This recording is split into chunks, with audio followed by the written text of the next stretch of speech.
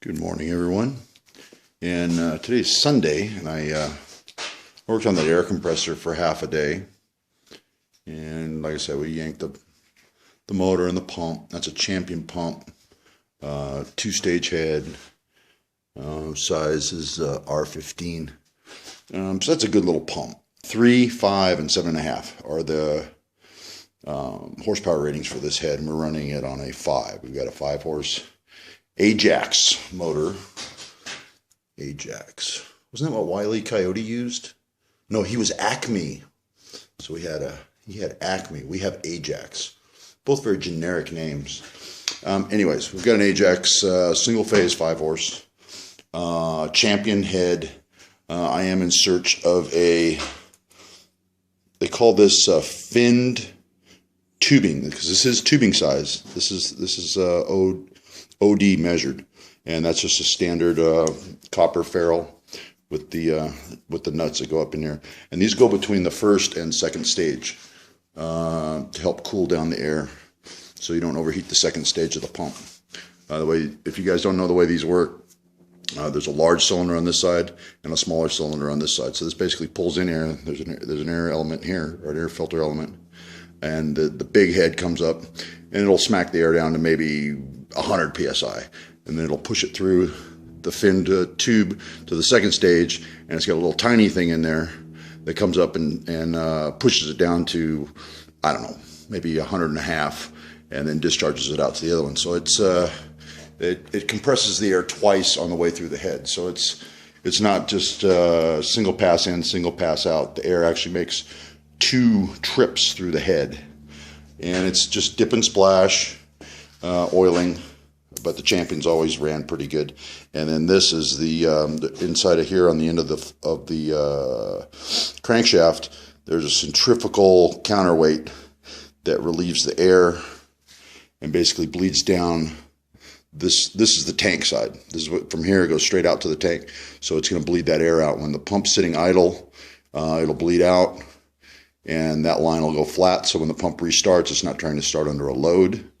And after it comes up to speed and the pump's running, the centrifugal clutch, if you want to call it, pulls away, closes the valve, and this actually sees tank pressure with the pump running, but then it just goes completely flat with the pump off. And the way you keep it from bleeding back is with these things, you have to make sure your one-way check valve is working properly. This is what screws directly into the tank and what receives the air to the tank.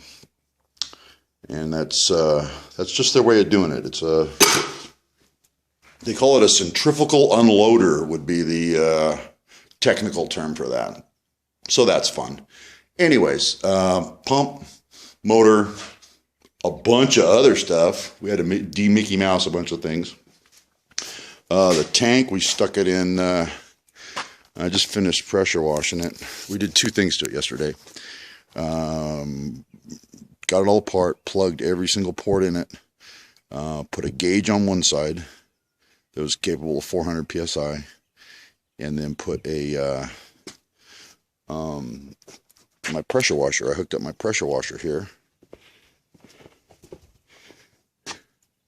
to the tank, and we started by filling it with a garden hose first, and then we run the pressure washer, and then we run the tank up to double its capacity, which it's a 200 psi rated tank.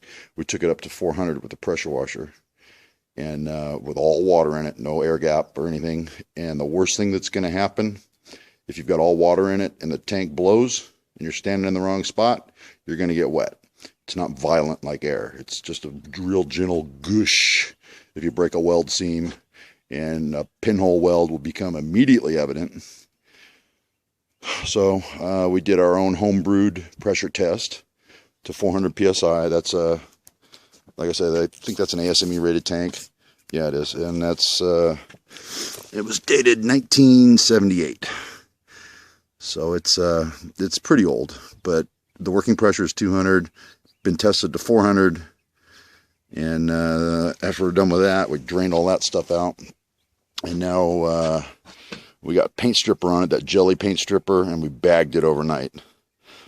And now this morning I just got out here and pressure washed it, and she's down to pretty much nothing. It blew all the labels off and cleaned up actually pretty good. So now it's due for a good deep sanding and a red oxide on the outside. But we got one more thing to do to clean the inside of the tank. And I'm going to leave that as a surprise and show you guys how to clean the inside of a tank that's worth saving. Don't do this with the little Home Depot specials. Those tanks are thin. Those tanks are not made to last. But something like this is definitely worth saving. This is an expensive tank. So I'm going to show you how I clean the inside of tanks pretty easily. It takes 2 people to set it up, but let me get it set up and show you what's going on. It takes about 4 to 5 hours, and it's noisy. Those are the only clues I'm going to give you. And I'm going to let the rest of it be a surprise on how to clean out the inside of a tank very effectively. Alrighty, see you later.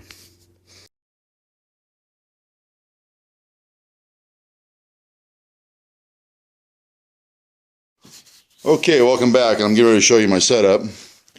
Rigid 535 2-speed machine. 3/4 inch pipe chucked up. Block of Delrin. Very light V-groove cut in it for extra support. Threaded into the tank on the center. And tank hanging in space. And a V-block stand on this end. And just a little stub piece of pipe hanging out. Open up one of your big fittings, and you can see we've already been dumping some gravel in there. We're going to fill it with pea gravel, about 10 cups, just enough to kind of line the bottom of the tank. All holes are plugged, and we're going to run the machine for 3 or 4 hours. It doesn't spin that fast. You need a nice slow pipe threader. You don't want to be spinning the hell out of this thing. That's a lot of mass to be spinning around. But it's balanced well. You know, be cautious.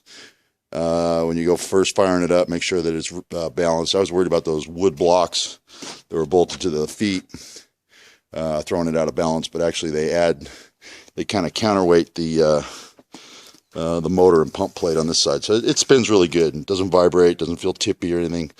So we're going to fill it with pea gravel. Not fill it, but about 10 or 12 cups of pea gravel in there, and a little bit of water just to kind of slosh it around in there. And then we're going to let it run for many hours. And then we just roll it over till these big plugs are facing straight down, and dump all the crap out of it and get back in there with a pressure washer. I'll shoot another little bit with it running so you can see how scary it is, and we will go from there. But that's the setup, boys.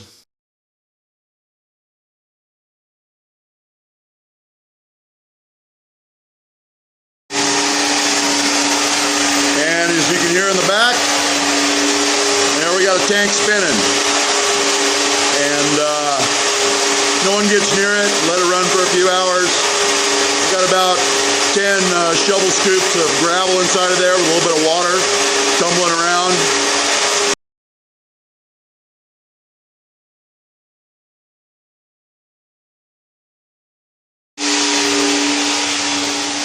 And here's another little bit, and you can hear a bunch of noise in the background. I'm hoping you guys can hear me.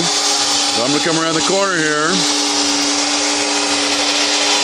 and you can clearly see what's going on there. Now anything that's doing something like that doesn't belong in the back of Stan's shop. That thing belongs orbiting in space around the Earth. Something about that just isn't right, but 4 hours of this, pea gravel inside, the inside of that tank is going to be clean as a pin. So that's the rig, and I've never believed it till I saw the people at Brenner Fiedler doing it. They are a local tank rebuilder, and I saw them doing this with a rigid 535 2-speed machine. Nothing special. If you got a pipe threader, you can do this. Okay, so here we are with our setup, and we've run the gravel about 3 hours, and then we just finished rinsing. We gave it a triple rinse. You open up the plugs, fill it up the tank about a third of the way with water, and then turn the plugs facing down and let it dump. Do that 3 or 4 times till the water starts running clear, and then you start chasing gravel out. And I use a I use an air hose with that long, it's just made out of a piece of conduit, pinched at the end, and with a quick connect fitting soldered to the conduit. And what that does is that I can get into the tank and go side to side and help dewater it, and just keep chasing it with flush with water, rotate a little, flush with water, rotate a little. You'll eventually get all the gravel out, and then I just warm the whole tank up with a torch with those bungs facing up until the steam stops. That way I've got all the moisture out of the tank. Now we're ready to coat, and what we're going to do with that, I wish I could get you guys down inside, but I think it's going to be too dark. You're not going to be able to see anything down there, but we've gotten our eyeballs in there with a flashlight and everything, and it's a nice dull gray, a little pitted on the bottom, but nothing major. You can see all the rusty crap that came out of that tank. There's all the brown rusty metal we washed away, and then there's all the gravel we washed out of it too. So yeah, the inside of the tank's clean. Next step is we're going to mix up about I'm going to say about 3/4 of a gallon of a heavy red oxide rusty metal primer. And I'm going to mix it up real thin, probably use some acetone so it dries quick. And you just pour it in and close up the bungs and rotate it by hand and coat the whole inside of the tank. And then after it's coated, pull the bungs off so it can vent, and just let it sit out here in the sun and dry. Then the inside of the tank will be coated with a good grade of primer. Actually, I get this from the Welder's Supply House. It's a Krylon Industrial Coatings, and that's Welder's primer, but it's made for heavily rusted metal. And I got about a half a gallon here, and this stuff's like Elmer's glue when it comes to you. So I'm going to cut it with some acetone and thin it out. You can either use this material. You can either use regular paint reducer, or if you want it to dry fast, you just use acetone. So either one works in this. This is not oil based. This is considered solvent based paint. So be careful when you're doing tank work like this to do it outside. Do it on a cool tank. You know, if you're heating the tank to dewater it with a torch or whatever, make sure everything cools first. And then after you get the tank coated, make sure it's vented. You don't want to create a bomb with the right concentration of oxygen and solvent in that tank. You've just created a bomb. So don't do this in the shop, and be very careful to ventilate the tank after you've made the coating. All right, so that's going to take care of the inside of the tank. The rest is just, on the outside, is just sanding and cosmetic crap. Actually, I'll leave it on the pipe threader. It's pretty convenient to just kind of stand there and spin it by hand and work your way around the tank. So it's a pretty good work stand.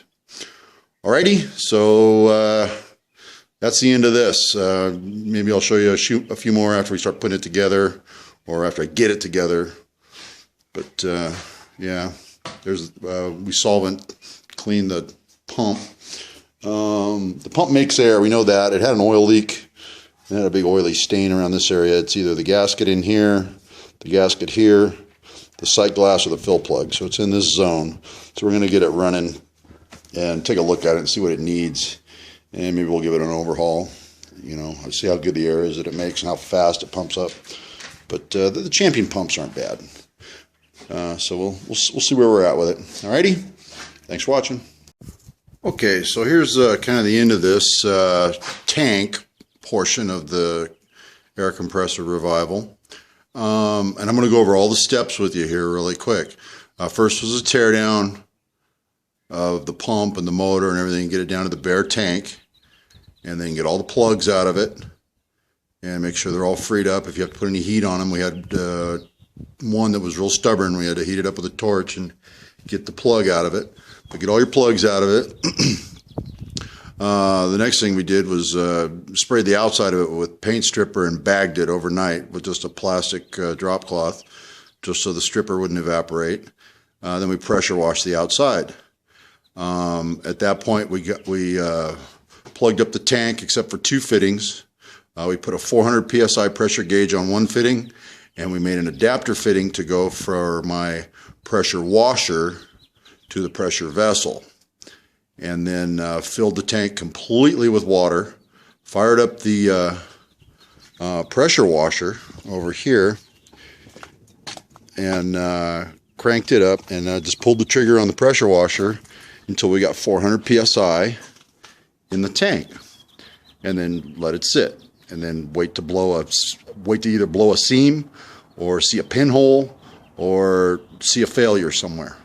But as long as you don't have any air gap in it, it's not explosive. The worst thing that's going to happen to you if you blow a side cover or blow a bung fitting out of it or blow the bottom out of the tank, you're going to get wet. As soon as the tank ruptures, it instantly drops the pressure, and it's not explosive like a compressed air tank. So that's called hydro testing. And so we went double the rated pressure of the tank. The pressure vessel is rated for 200 psi. We went to 400 psi with the test. So it's been pressure tested. We know it doesn't have any leaks, but we know the inside of it is a little rusty and a little pitted. We've cleaned the outside for the most part. The next step is, and I'm going to tell you my mix. This is an 120-gallon tank, and we used 12 shovelfuls, or I'm just going to call that a cup, which is just a small spade. 12 cups of pea gravel, about 3 gallons of water, and then a half a box of powdered TSP, which is trisodium phosphate. Well, you can get that at any grocery store, and that was used to etch the raw metal so the paint would stick. And then we tumbled it. 4 hours of tumbling on the threader with it. We ran it in forward for a little while and ran it in reverse for a little while to turn the negative ions into the positive ions or whatever, but it just seemed like a cool thing to do. So we ran it in both directions. After that, we opened up all the plugs, gave it a good rinse, about 4 rinses, and until we're sure all the gravel's out, all the sand's out, and the inside of our tank is kind of a dull gray finish, but clean, and you can see all the pits, you can see all the weld seams and everything get very defined. You can see everything inside the tank and really look at the condition of it at that point. After it's clean, we dewatered it. That's all the plugs out, and put a rosebud on the torch and just pass it over the tank lightly and just bring the temperature up, and with the two big 2-inch bungs facing straight up. It was just Steamboat Willie for a little while till we completely dewatered it. So now we're dry, we're clean, we're etched. I mixed up a half a gallon of the Krylon solvent-based industrial rusty metal primer with, and that stuff's, like I said, it was like Elmer's glue. So I mixed up a half a gallon of that with almost a half a gallon of acetone and made it very thin and very runny. And we just plugged up all the holes except the 2 big ones, poured about a half a gallon down each hole, plugged them up tight, and ran it. And just let that paint slosh around in there for a little while. And then the last thing was the end caps don't really get painted too well. And right towards the end, I got a piece of conduit, and I jammed just a cheapy paintbrush in there, and it's got a little bend to it, and you can reach down those fittings and slather the end caps with your coating. So we did all our work through that hole and that hole, but this tank is clean, etched, and coated, and now all the plugs are out of it, and you can't smell it, obviously, but I can, and it's outgassing pretty good. You get anywhere near any of those holes and it just burns your eyes. It just all that acetone outgassing out of the tank. So it's going to sit out here in the sun with all the fittings off and open, and just let it outgas for a couple of hours, and we should have a nicely coated tank inside. So all that's left is the outside, and then clean up the components, paint them, and slap this all back together. All right, man. But that's how you recondition an old tank. And these are all good tanks. Don't waste your time on the little Home Depot specials. They're too thin. I think those are only about 10 gauge. But this is, I didn't put a mic on one of the bungs or anything, but I would guess this tank's about a 1/4 inch thick. All right, fellas. Thanks for watching. Hope you learned something.